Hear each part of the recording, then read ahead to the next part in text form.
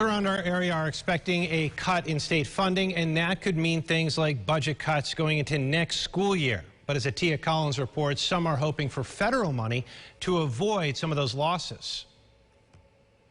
Superintendents might not be able to rely on the state for funding for next year's budget.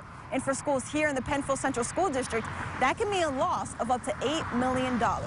Ken Hamill, principal of the Gates Chi-Li High School, joining students here at a food donation. With the window for schools to open getting smaller, many are worried students won't return this year. As a district, I can just say that we miss our kids terribly. But getting back to school this year, even planning for next year, could have a huge financial toll on districts. New York school districts could see up to a 30% decrease in state funding for next school year, according to the governor's office. And for Penfield Central Schools, that's between $5.5 to $8.5 million.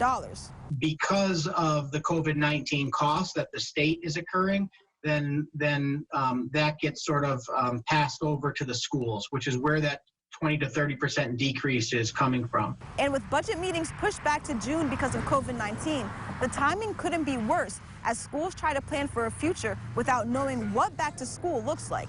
Many districts are forced to look at things like layoffs and budget cuts for next year. We've had tight years and we get through those.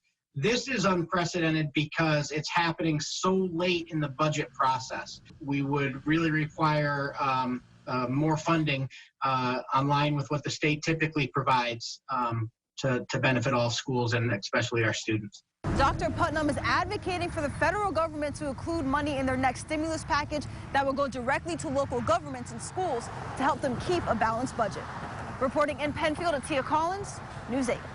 Thanks, Atia. Governor Cuomo said he will release the state's financial plan in the middle of May, which will include the final numbers of funding reductions to school districts around the state.